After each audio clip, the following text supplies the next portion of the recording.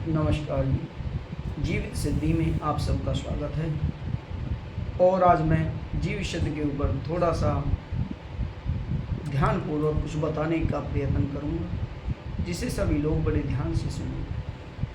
और जीवित सिद्धि के लिए जो उसके नियम हैं, जो उन्होंने अपने कायदे बनाए हैं, जो उन्होंने अपने वसूल बनाए हैं, जो उन्होंने आपको कमेंट देते हैं, जो बातें आपसे कहते हैं, आप उस पर पूर्ण विश्वास के साथ में खरे उतरें और बिना उनकी अनुमति के कभी भी YouTube पर अपनी वीडियो लोड ना करें। और ये भी है कि जीवन जीने के लिए मनुष्य को बहुत अपार मेहनत करनी पड़ती है और जीवन का कठिन रास्ता सहज नहीं कटता।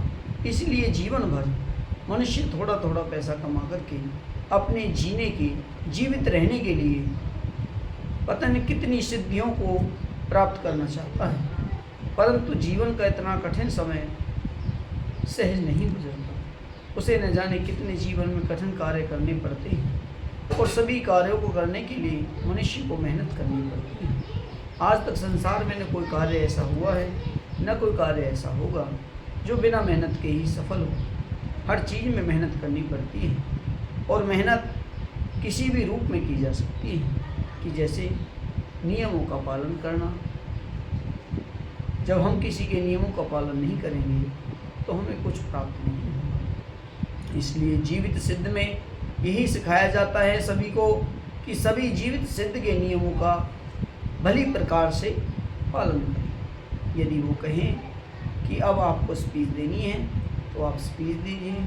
जब आपसे कहें कि आपको वीडियो भेजनी है तो आप वीडियो बनाकर भेजें। जब वो कहें कि आप अब YouTube पर कुछ गिरना है तब YouTube पर गिरें।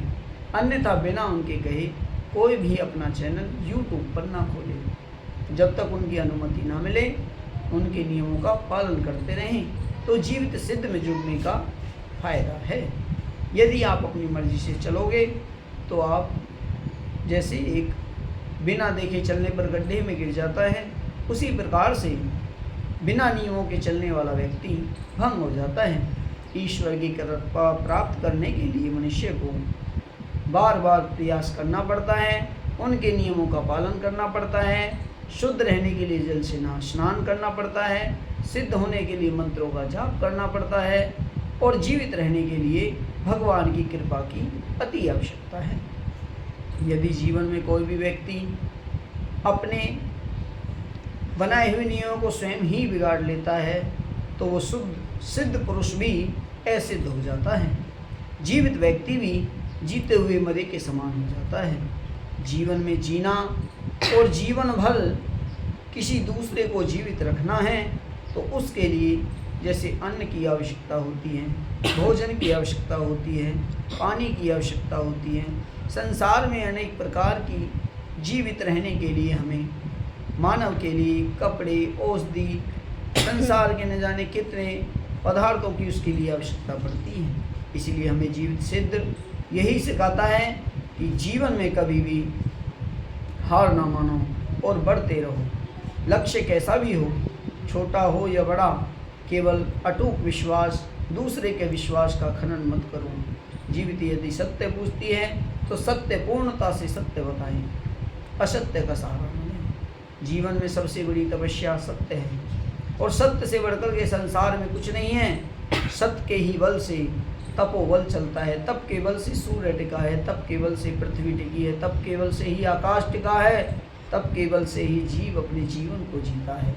यदि तप ना हो तो 184 में जीव भटकता रहता है।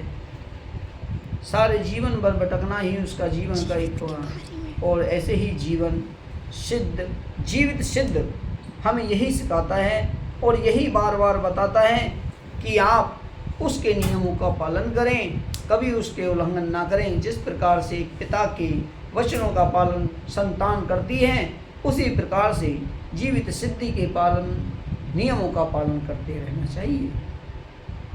जो माँ बाप जिस संतान को हर चीज़ से मुक्त करते हैं, उसे धन देते हैं, उसे मकान देते हैं, उसके जीवन की हर इच्छा पूरी करते हैं, ऐसे ही जीवित सिद्धि हमारे जीवन की सभी इच्छाओं को पूर्ण करने के लिए बना है।